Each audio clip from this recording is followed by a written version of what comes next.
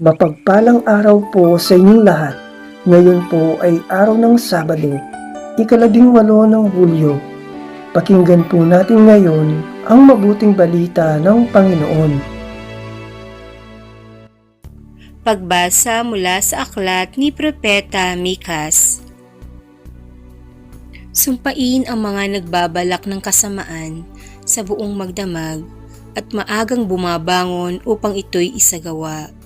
Kinakamkam nila ang lupa ng may lupa. Inaagaw ang bahay na kanilang magustuhan. Hinahalughog nila ang bahay at sinasamsam ang mga ari-arian ng mga tao. Kaya nga sinasabi ng Panginoon, may inihahanda akong parusa sa sambahayang ito at walang makapipigil sa akin. Hindi na kayo muling magmamataas at magpapalalo pagkaraan ng araw ng inyong kaparusahan. Sa araw na iyon ay uuyamin kayo ng inyong mga kaaway at aawitan ng punebre ng kasawian. Ganap na kaming nalipol. Inalis na ng Diyos ang lupaing bahagi ng aming sambahayan at ibinigay sa mga bumihag sa amin. Kaya't wala na kayong mamanahing lupa na sa araw na yaoy hahatiin ng Panginoon para sa kanyang mga hinirang. Ang Salita ng Diyos. Salamat sa Diyos. Salmong Tugunan. Poon, huwag pabayaan ang mga nahihirapan. O Panginoong Diyos, bakit ako nilayuan? Sa panahon ng bagabag, bakit nagtatago ikaw? Inaapi ang mahirap ng palalot ng palasan, naway ito ang mahuli sa patibong nilang umang. Poon, huwag pabayaan ang mga nahihirapan. Ang masamay naghahambog sa buktot na nilalayon, tinutuya ng masakim, sinusumpa ang Panginoon. Sa kanyang paghahambog, ganito ang kanyang bulong, hindi ako papansinin nitong Diyos na huhukom. Ganito ang iniisip sa tuwina niyong buhong. Poon, huwag pabayaan ang mga nahihirapan.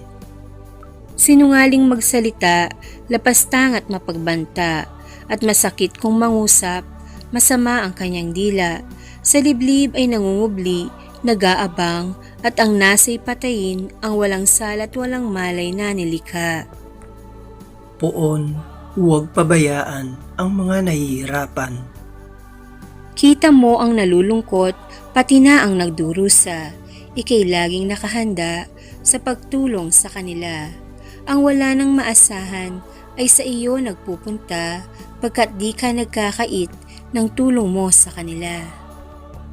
Poon, huwag pabayaan ang mga nahihirapan. Aleluya, aleluya! Pinagkasundo ni Kristo ang Diyos at mga tao, kaya't napatawad tayo. Aleluya, aleluya! Ang mabuting balita ng Panginoon ayon kay San Mateo. Noong panahong iyon, umalis ang mga Pariseo at nag-usap-usap kung paano ipapapatay si Jesus. Alam ito ni Jesus kaya tumalis siya roon. Maraming sumunod sa kanya at pinagaling niya ang lahat ng may sakit. Ngunit mahigpit niyang ipinagbilin sa kanila na huwag ipamamalita ang tungkol sa kanya.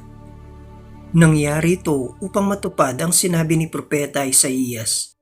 Naririto ang lingkod ko na ako rin ang humirang. Minamahal ko ng labis, lubos kong kinalulugdan. Ang banal kong espiritu sa kanya ay ibibigay. Sa lahat ng mga bansa, ibabadhay katarungan. Hindi siya makikipagtalo. Mahinahon kung mangusap. Ang tinig niya sa lansangay, tinig lamang na paanas. Hindi niya puputulin yaong tambong nakahapay, ni hindi rin papatayin ang umaandap na ilawan.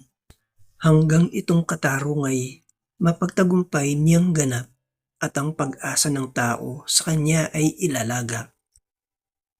Ang mabuting balita ng Panginoon. Pinupuri ka namin, Panginoong Hesukristo.